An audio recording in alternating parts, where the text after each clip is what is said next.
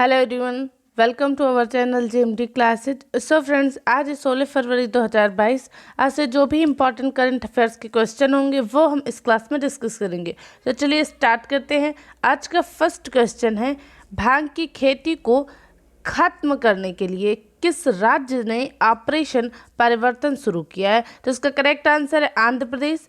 Andhra Pradesh police ने भांग की खेती को खत्म करने के लिए एक विशेष अभियान शुरू किया है जिसका नाम है ऑपरेशन परिवर्तन। इस ऑपरेशन के नेतृत्व आंध्र प्रदेश पुलिस ने विशाखापत्तनम में विशेष प्रवर्तन ब्यूरो SEB के साथ किया है। ठीक है, हमारा सेकंड क्वेश्चन है, पाल हेनरी सांडोगो दामेबा को किस देश का राष्ट्रपति घोषित किया गया है? तो इसका करेक्ट आंसर है बुर्किना फासो। राष्ट्रीय सशस्त्र बल में लेफ्टिनेंट कर्नल पाल हेनरी सांडोगो दामेबा को अफ्रीकी देश बुर्किना फासो का राष्ट्रपति घोषित किया गया है। देश की शीर्ष संवैधानिक संस्था ने पिछले महीने के तख्तापलट के बाद इस फैसले की घोषणा की है। जनवरी के महीने में दामेबा के नेतृत्व में अधिकारियों ने देश के निर्वाचित राष्ट्रपति रोच मार्क क्रिश्चियन काबोरे को बाहर कर दिया था। ठीक है, हमारा अगला क्वेश्चन है, भारत ने किस देश को गेहूं के वितरण के लिए संयुक्त राष्ट्र विश्व खाद्य कार्यक्रम के साथ समझौते पर हस्ताक्षर किए हैं? तो इसका करेक्ट आंसर है अफगानिस्तान। भारत ने 50,000 मीट्रिक टन गेहूं के वितरण के लिए संयुक्त राष्ट्र विश्व खाद्य कार्यक्रम के साथ एक समझौते पर हस्ताक्षर किए हैं।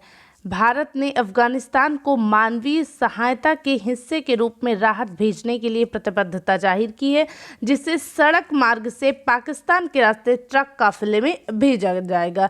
WFP ने मानवीय संकट का सामना कर रहे अफगानों का समर्थन करने के समझौते के लिए भारत को धन्यवाद दिया है। ठीक है, हमारा सेकंड क्वेश्चन है, भारत और किस देश के बीच बढ़ते तनाव को देखते हुए भारतीय दूतावास ने भारतीय नागरिकों के लिए एडवाइजरी जारी की है? तो इसका करेक्ट आंसर है यूक्रेन।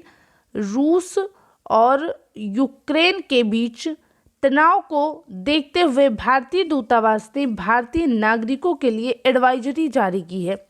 दूतावास ने यूक्रेन में रह रहे भारतीयों, खासकर छात्रों से कहा है कि वो अस्थायी रूप से देश छोड़ दें। यूक्रेन में फिलहाल करीब 20,000 से भी ज़्यादा भारतीय हैं। दूतावास ने कहा कि जिन छात्रों का रहना यहाँ जरूरी नहीं है वे यूक्रेन छोड़ दें। भारतीयों को ये सलाह दी जाती है कि वे यूक्रेन की गैर ज़रूरी यात्रा टाल दें। ठीक है, हमारा अगला क्वेश्चन है, हाल ही में किस देश के प्रशासन ने लंबे समय से प्रतीक्षित अपने इंडो पैसिफिक रणनीति की घोषणा की है? तो इसका करेक्ट आंसर है अमेरिका। हाल ही में अमेरिकी प्रशासन ने लंबे समय से प्रतीक्षित अपनी इंडो पैसिफिक रणनीति की घोषणा की है। यह दस्तावेज इंडो पैसिफिक क्षेत्र में चुनौतियों से निपटने के लिए सामूहिक क्षमता के निर्माण पर ध्यान केंद्रित करता है। इससे पहले यूरोपीय संघ ने घोषणा की है कि वह इस क्षेत्र की स्थिरता, सुरक्षा, समृद्धि एवं सतत विकास में योगदान देने के उद्देश्य से हिंद प्रशांत में अपने रणनीतिक फोकस, उपस्थिति एवं कार्यों को सुदृढ़ करेगा। ठीक है, हमारा अगला क्वेश्चन है, वित्त मंत्रालय ने हाल ही में कृषि अवसंरचना विकास को 7.5% यानी 7.5% से घटा करके कितने % करने की घोषणा की है? तो इसका करेक्ट आंसर है 5%।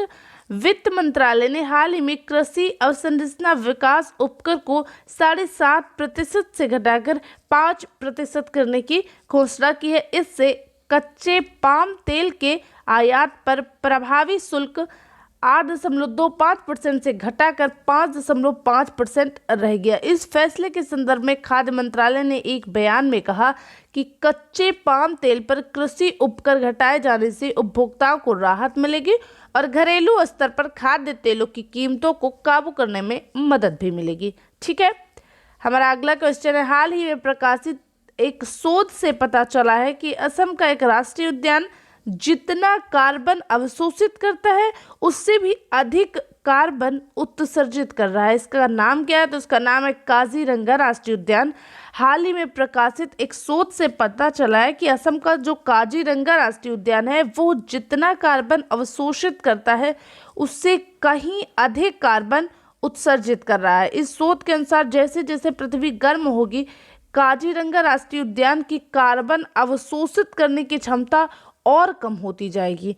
इससे पहले ये पाया गया था कि अमेजन वर्षा वन कार्बन अवशोषित करने की तुलना में अधिक कार्बन डाइऑक्साइड उत्सर्जित कर रहे हैं। ठीक है, आगे चलते हैं। हमारा अगला क्वेश्चन है, भारत किस वर्ष तक कृषि में डीजल की जगह नवीकरणीय ऊर्जा का इस्तेमाल करेगा? तो इसका करेक्ट आंसर है 2024 तक। केंद्रीय ऊर्जा मंत्री आर.के. सिंह ने घोषणा की है कि भारत 2024 तक कृषि क्षेत्र में शून्य डीजल का उपयोग करेगा और जीवाश्म ईंधन को अक्षय ऊर्जा से बदल देगा। इसके लिए राज्यों और ऊर्जा दक्षता और संरक्षण के लिए समर्पित लक्ष्यों, विशिष्ट एजेंसियों को प्राप्त करने के लिए कार्य योजनाएं विकसित करनी चाहिए। ये पहल 2030 तक गैर जीवाश्म ईंधन की हिस्सेदारी बढ़ाने और 2070 तक शुद्ध शून्य उत्सर्जक बनने की सरकार की एक प्रतिबद्धता का हिस्सा है। ठीक है, हमारा अगला क्वेश्चन है, देश की सबसे बड़ी कुश्ती अकादमी किसके द्वारा स्थापित की जाएगी? तो इसका करेक्ट आंसर है भारतीय रेलवे के द्वारा। ठीक है, रेल मंत्रालय ने भारतीय रेलवे किशनगंज दिल्ली में एक अत्याधुनिक कुश्ती अकादमी रेसलिंग अकेडमी स्थापित करने की मंजूरी दी है। कुश्ती अकादमी भारत की सबसे बड़ी अकादमी होगी और देश में कुश्ती के खेल को बढ़ावा देने के लिए उन्नत प्रशिक्षण सुविधाओं से लैस होगी। इस परियोजना की स्थापना 30.76 करोड़ रुपए की अनुमानित लागत से की जाएगी। ठीक है, हमारा अगला क्वेश्चन है, सौभाग्य योजना के तहत सौर विद्युतीकरण में कौन सा राज्य शीर्ष पर है? तो इसका करेक्ट आंसर है राजस्थान। सौभाग्य योजना के तहत राजस्थान में सौर आधारित स्टैंड अलोन सिस्टम के माध्यम से 1,23,682 घरों का विद्युतीकरण किया गया है। इसके बाद दूसरे स्थान पर छत्तीसगढ़ है जहां पर 65,000 घरों का विद्युतीकरण हुआ है और तीसरे स्थान पर उत्तर प्रदेश है जहां पर 53,000 लोगों के घरों का विद्युतीकरण हो चुका है। ठीक है, ये रहे हमारे आज के क्वेश्चन। अगर आपको हमारी क्लासेस पसंद आती हैं तो इन्हें लाइक, शेयर और हमारे चैनल को सब्सक्राइब ज़रूर कीजिएगा। Thanks for watching. Thank you so much.